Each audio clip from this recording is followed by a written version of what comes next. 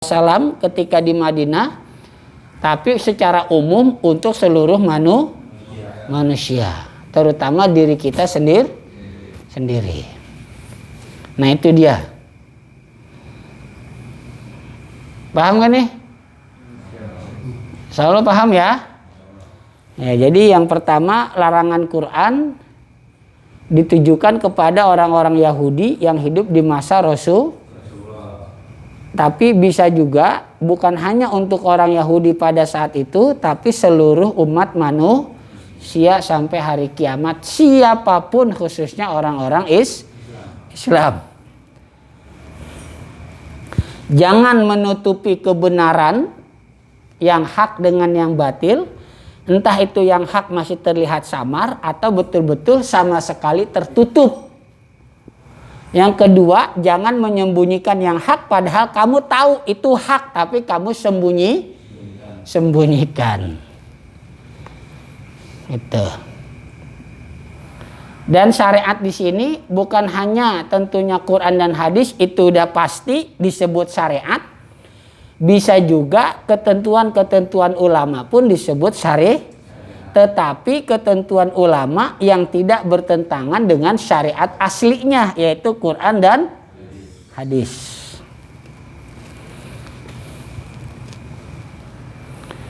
Wal ba'u lil isti'anati. Ba itu untuk isti'anah. Isti'anah itu minta pertolongan, artinya. Isti'anah artinya apa? Minta Kalau nggak ada pertolongan itu, kalau nggak ada bantuan itu nggak bisa. Mesti ada itu baru jadi bisa gitu. Paham? Itu isti'anah, minta pertolongan, minta bantuan, itu isti'anah. Entah itu minta bantuan secara fisik, ada bendanya, ataupun non fisik, nggak kelihatan tapi seolah-olah dia membantu. Nah di sini begini pengertiannya, wala tahlitul haqqo bisababi syubuhati allati turidunaha alal sami'ina. Jangan kalian mencampur yang hak dengan sebab segala yang subhat. Nah jadi yang subhat itu berarti apa? Subhat belum jelas halal dan haramnya, itu subhat, belum jelas halal dan haramnya. Ketika kebenaran itu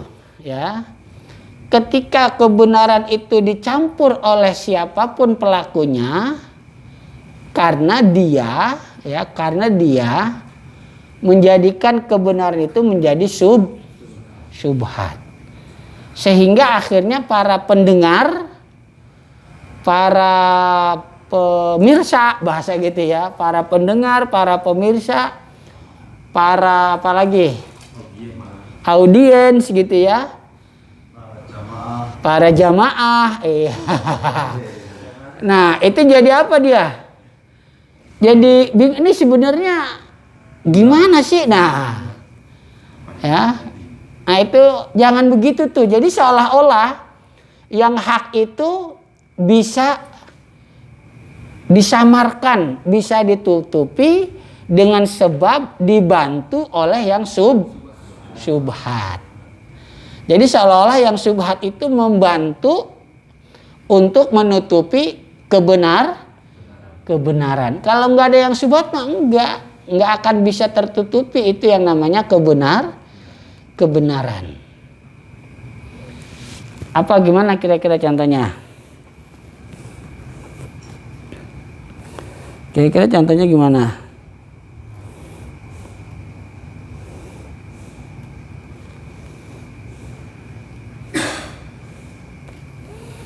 Gimana contohnya? Kayak kejadian sekarang. Kita lepas dulu deh. Kita lepas dulu dari kejadian-kejadian yang ada di sekitar kita ya. Kita lepas dulu hal itu dari kejadian-kejadian yang ada di sekitar kita. contoh ini aja lah, contoh konkret aja gitu ya, yang nggak ada sangkut pautnya dengan pihak manapun ya, yang nggak ada sangkut pautnya dengan pihak manapun, karena nanti dikhawatirkan saling mengklaim ya, dikhawatirkan saling mengklaim. Umpama perbuatan apa sesama teman lah, bercanda mungkin ya, mungkin dia bercanda lah, seolah dia bercanda ya, bercanda doang, bercanda.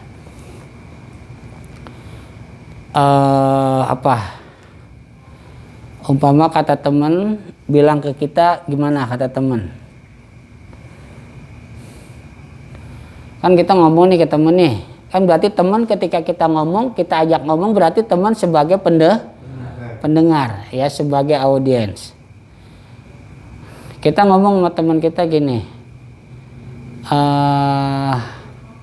lo dipanggil loh gitu ya, dipanggil sama guru A gitu ya, dipanggil sama guru A, ngapain?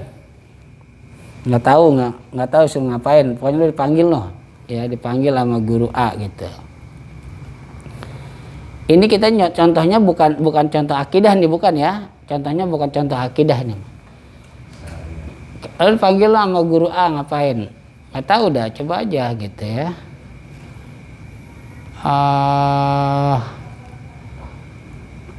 Wah, gimana sih, coba dibantu gimana sih? Jangan.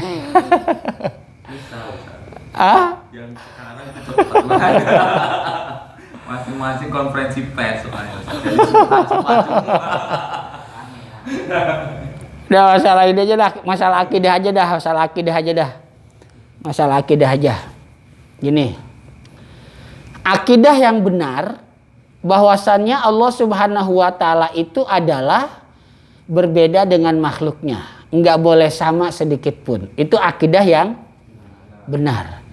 Tetapi kemudian ada orang yang menyampaikan kepada jamaahnya, ada orang yang menyampaikan kepada para pendengarnya, ada orang yang menyampaikan kepada audiensnya bahwasannya ketika kita ditanya Allah ada di mana, katakan Allah ada di langit, karena ini sesuai dengan hadisnya. Nah ini kan, jadi ketika kita dibilangin begini, umpama nih saya bilang teman-teman, ketika ada orang bertanya Allah ada di mana, jawablah Allah ada di langit. Ya, emang ada dalilnya? Ada, yaitu hadis.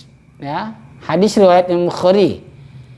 Ketika ada budak, seorang budak ditanya, Aina Allah, di mana Allah? Allahu fis samai. Allah ada di langit. Nah, ini adalah syubhat. Ya, ini adalah syubhat berkaitan dengan keyakinan. Ya. Padahal yang kita tahu, yang kita pernah pelajari bahwasanya Allah Subhanahu wa Ta'ala itu enggak boleh sama dengan makhluknya, harus berbeda. Berarti di sini ada kesamaan. Di mana Allah, di mana itu berlaku kepada tempat. Maka berarti seolah-olah saya mengatakan bahwa Allah bertempat di langit. Nah, ini salah gitu ya. Ini salah. Memang betul ada hadisnya, betul. Tapi salahnya memahami hadis mutasyabihat yang berkaitan dengan keyakinan, bukan dengan penjelasan ulama. Jadi saya cuma menyampaikan Allah ada di langit berdasarkan hadis ini. Nah itu salah. Tapi seolah-olah kayaknya benar gitu kan. Karena ini ada hadisnya. Padahal ternyata penjelasan ulama bukan begitu. Emang ada hadisnya, ada. Seperti tadi tuh Ar-Rahmanu 'alal arsis tawa. Itu kan ayat Quran bukan? Ayat Quran gitu kan? Jadi seolah-olah dengan ayat Quran itu Allah ada di atas arsy. Nah, ini syubhat ya, ini syubhat. Seolah-olah benar Allah ada di atas arsy berdasarkan ayat Ar-Rahmanu 'alal. Tapi padahal salah. Mana salahnya? Berarti Allah bertempat di atas. Sedangkan tempat itu hanya berlaku untuk makhluk. Gitu. Gimana? Bisa dipahami?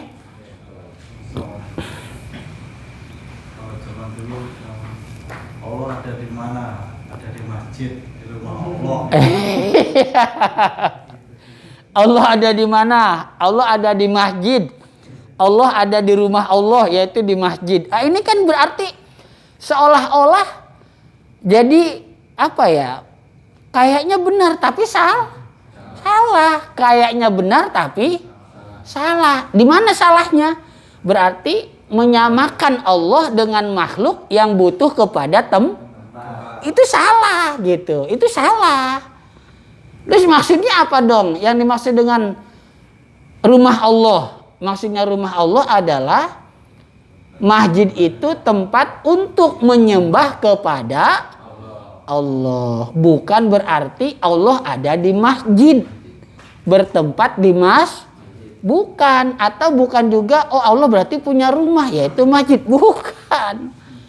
Nah akhirnya pendengar audiens jadi bingung kan? Iya kan?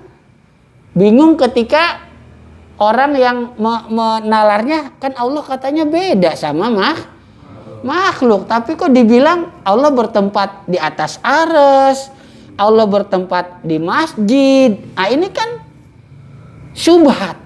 Ngerti gak? Maksudnya ngerti? Jadi ketika dibilang Allah di atas arsy karena ayat Ar-Rahmanu 'alal 'arsy istawa ya, Ar-Rahmanu 'alal 'arsy istawa. Nah itu padahal salah. Arsy itu berupa tempat itu hanya berlaku untuk tidak berlaku untuk Allah. Tuh begitu.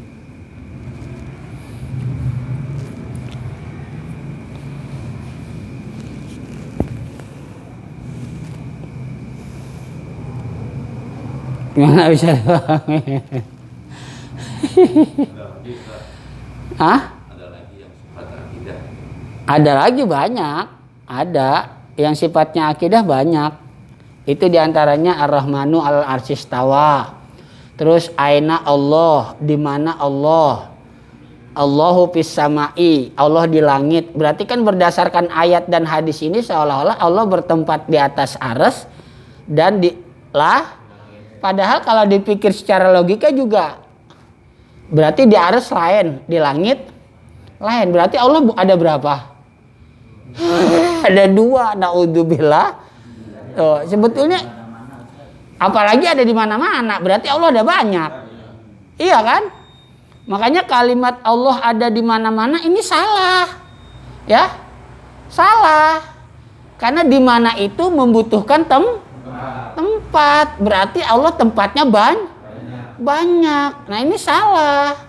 Gitu. Jadi Allah ada di mana-mana. Kalau meyakini zatnya Allah ada di mana-mana itu salah. Tapi kalau meyakini Allah ada di mana-mana ampunannya, Allah ada di mana-mana hidayahnya, Allah ada di mana-mana anugerahnya, Allah ada di mana-mana maafnya, Allah ada di mana-mana ridhonya, boleh. Tapi kalau cuma kalimat Allah ada di mana-mana, ada di langit, ada di bumi, ada di rumah, ada di masjid, ada di jalanan, naudzubillah min dzalik. Nah, ketika kita menyampaikan hal itu ke orang jadi seolah-olah menganggap oh ini kebenaran, tapi padahal Nah, itu kebenaran itu bisa bercampur dengan yang batil. Baik itu bercampur masih kelihatan ataupun tidak kebenarannya, pengertian masih kelihatannya samar atau tidak terlihat udah ketutup, itu karena seolah-olah dibantu, ditolong oleh perkara-perkara yang subhat. Tuh begitu. Contoh lagi, masih masalah akidah ya. Masih masalah akidah. Seperti masalah Isra Mi'raj. Rasulullah SAW Isra Mi'raj sampai ke Sidratil Muntaha. Di Sidratil Muntaha bertemu dengan Allah. Terus berdialog dan dapat oleh-oleh sholat 5 waktu. Udah selesai umpama gitu ya. Nggak cerita panjang.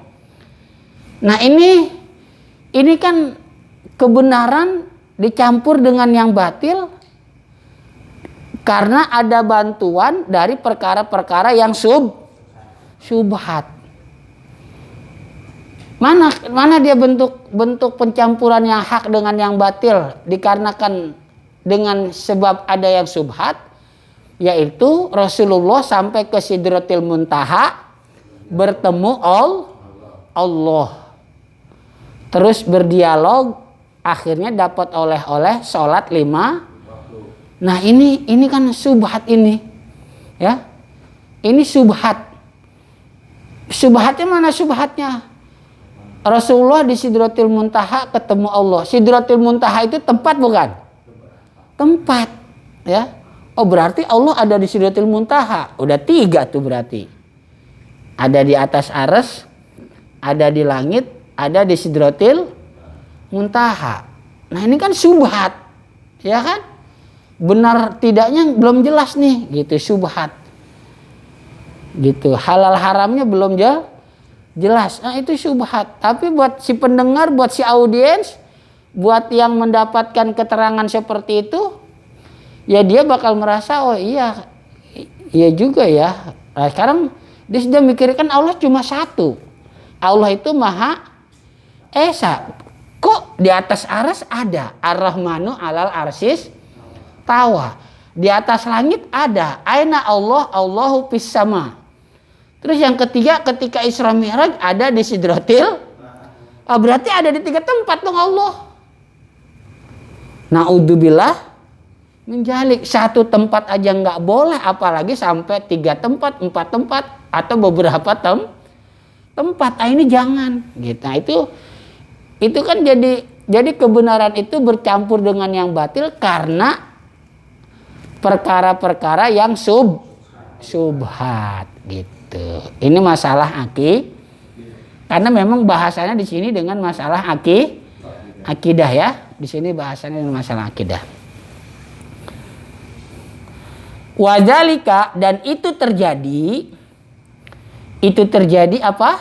Percampuran antara yang hak dengan yang batil karena ada perkara-perkara yang ini untuk orang-orang Yahudi Madinah ya ketika itu, karena nas-nas yang ada di dalam kitab Taurat dan kitab Injil yang berkaitan dengan Nabi Muhammad SAW itu nas-nasnya masih samar, masih sangat sulit untuk dipahami dengan pasti kebenarannya.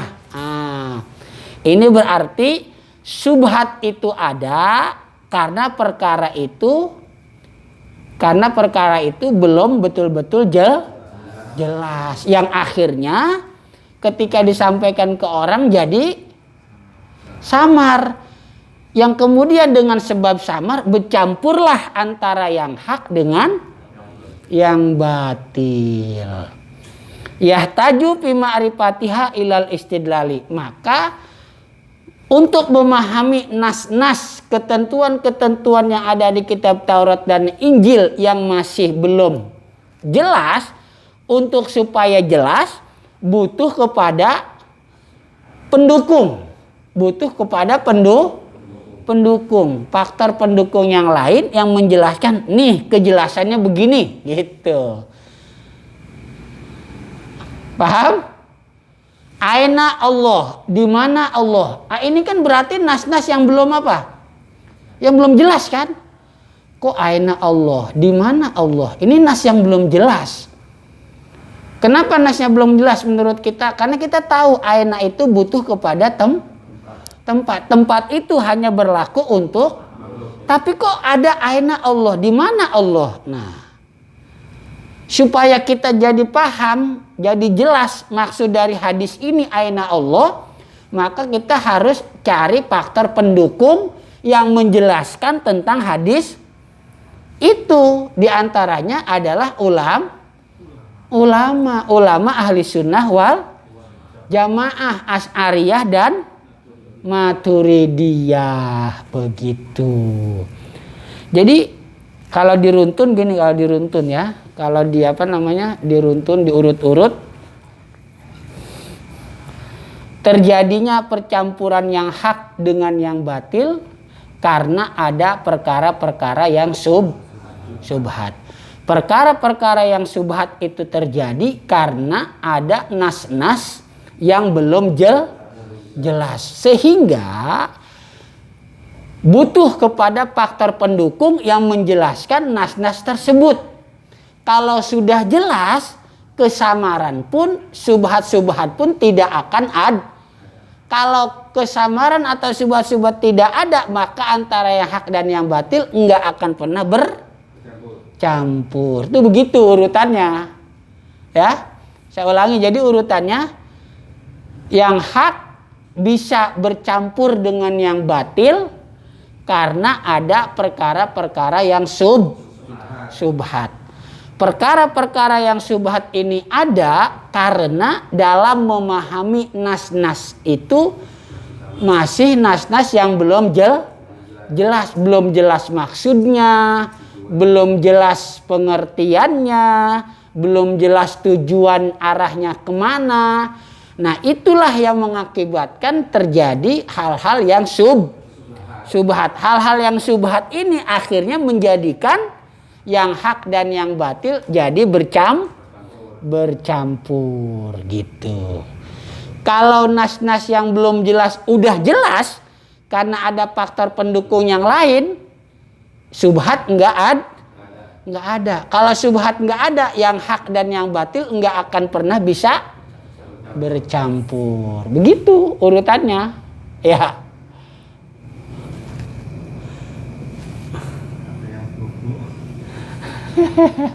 Nggak apa-apa.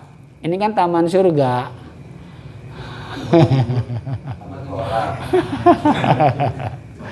hak Ustaz yang sering terjadi di masyarakat. Apa? Contoh yang bukan unsur hak akidah sering terjadi di masyarakat. Susah kencing diobati dengan minum bir. Padahal bir ada alkoholnya. Nggak apa-apa kalau sedikit, nggak jadi dosa. Nah,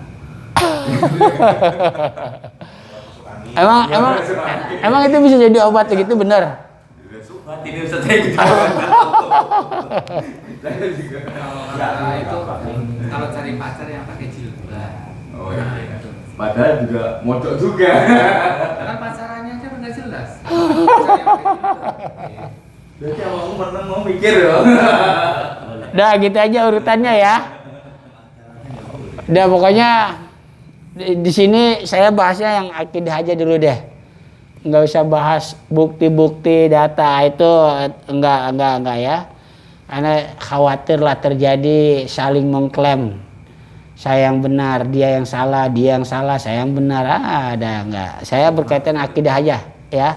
Akidah aja, akidah yang udah pasti. Ini pun masih banyak yang subhat. Oke? Saya ulangi sekali lagi. Percampuran antara yang hak dan yang batil, maksudnya dalam perkara akidah, itu terjadi karena ada perkara-perkara yang subhat. Perkara-perkara yang subhat ini ada karena ada nas-nas yang belum jelas pengertiannya, yang belum jelas maksudnya, yang belum jelas arah tujuannya. Maka supaya nas-nas yang belum jelas pengertiannya, nas-nas yang belum jelas maksudnya, nas-nas yang belum jelas arah tujuannya, supaya menjadi jelas butuh kepada faktor pendukung. Faktor pendukung itu adalah yang menjelaskan gitu ya. Yang menjelaskan nas-nas itu. Kalau nas-nas itu sudah jelas, maka subhat pun tidak akan ada.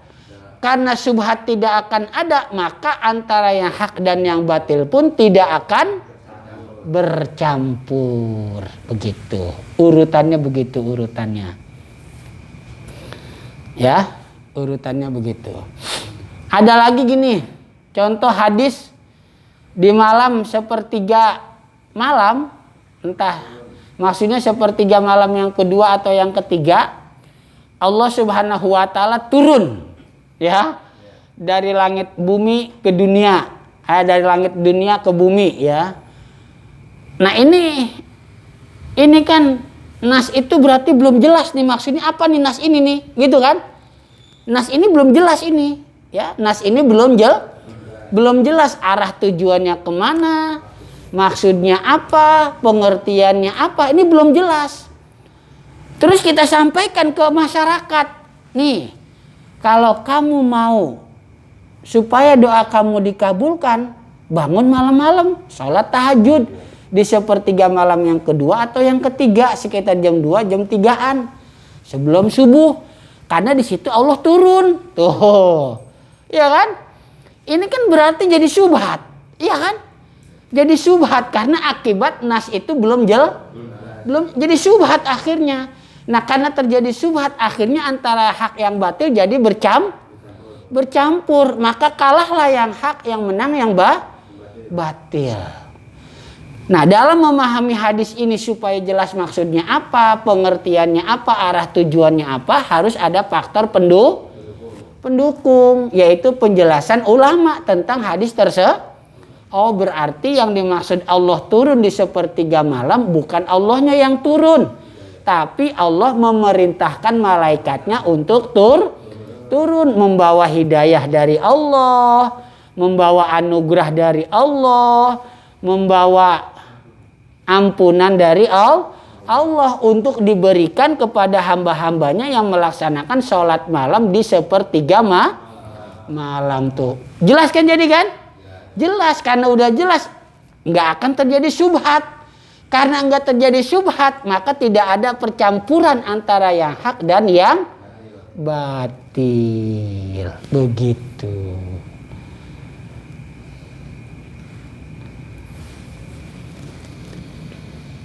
Summa innahum kanu yujadiluna fiha wa yushawwishuna wajhad dilalati 'alal muta'ammilina fiha bisababi ilqa'is syubuhati. Karena belum jelas pengertiannya apa, karena belum jelas pemahamannya apa, karena belum jelas maksudnya apa, karena belum jelas arah tujuannya kemana, akhirnya orang berbeda pendapat, saling debat, ya kan? Saling merasa benar pendapatnya, padahal itu masih syubhat, ya, masih syubhat, belum jelas, belum ketahuan, ya, belum jelas maksudnya apa, pengertiannya apa, pemahamannya apa, arah tujuannya kemana, diperdebatkan. Yang debat juga nggak tahu lagi, ya, yang debat juga nggak tahu, ya, nggak tahu kejelasannya, nggak tahu. Iya, nggak tahu nas itu kemana arah tujuannya, nggak tahu nas itu maksudnya apa, nggak tahu nas itu pengertiannya apa, nggak tahu nas itu pemahamannya gimana. Dia pada debat, dia juga nggak tahu pada debat, ya, karena belum tahu maksudnya apa dan sebagainya, akhirnya jadi syubhat, gitu kan? Masing-masing berpendapat ini A, B sampai Z, tapi belum tahu, semuanya belum tahu maksudnya apa, ya. Tapi dulu zaman masih kecil dulu suka ngebayangin Allah itu ada di Mekah. Allah itu ada di dalam Ka'bah.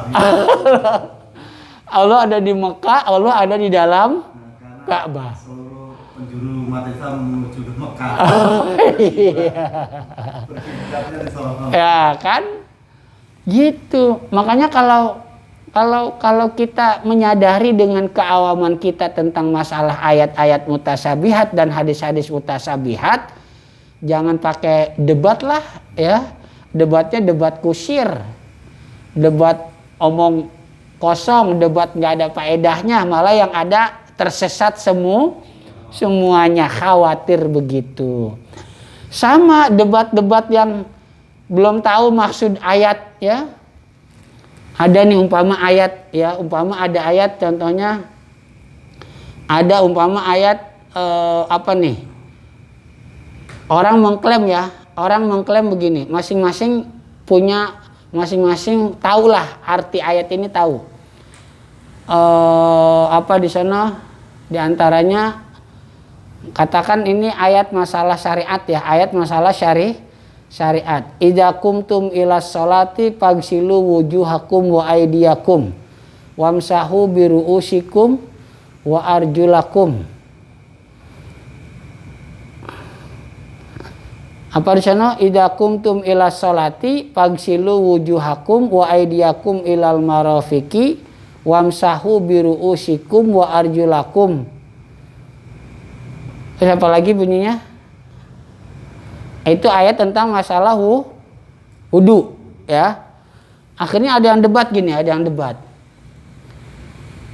Kumtum itu fi'il madi. Apabila kamu sudah melakukan sholat, maka berwudu, basuh muka, kedua tangan, menyapu kepala dan membasuh kedua kaki. Lah kok udah sholat baru wudu, karena dia paham itu ayat kumtum itu fi'il madi, iya kan? Terus yang debat itu emang nggak tahu lagi ilmunya, udah ada jadi acak-acakan tuh ayat, ya. Ayat itu jadi acak-acakan. Ada lagi hadis yang artinya Rasulullah SAW itu punya habis wudu nih, ya, bersentuhan kulit sama istrinya, nggak wudu lagi langsung sholat. Wah, debat lagi, ya, nggak tahu ilmunya, nggak tahu, akhirnya jadi subhat. Akhirnya karena subhat bercampurlah antara yang hak dan yang batil. Nah itu juga bisa terjadi karena tanpa ilmu, ya, karena tanpa ilmu. Orang kalau tanpa ilmu ya begitu dah, akhirnya semuanya saling mengacaukan. Wa yusawwisuna wajhad dilalati, saling mengacaukan, ya, kacau, jadi cara berdalilnya kacau, amburadul, ya, akibat adanya subhat. Subhat itu ada akibat apa? Nas-nas tersebut belum jelas maksudnya apa, belum jelas artinya apa, belum jelas pemahamannya apa, belum jelas arah tujuannya kemana. Nah itu akhirnya terjadilah subhat. Karena terjadi subhat maka mengakibatkan percampuran antara yang hak dengan yang batil. Wa antum ta'lamun, padahal kalian tahu gitu, tahu yang benar begini. Nah kalau si pelaku itu melakukan demikian, maka dia berarti menyesatkan orang lain, ya, menyesatkan orang lain. Jadi seseorang yang memahami nas-nas yang belum jelas karena kurang ilmu, dia sampaikan ke umat, maka disitulah akan terjadi subhat.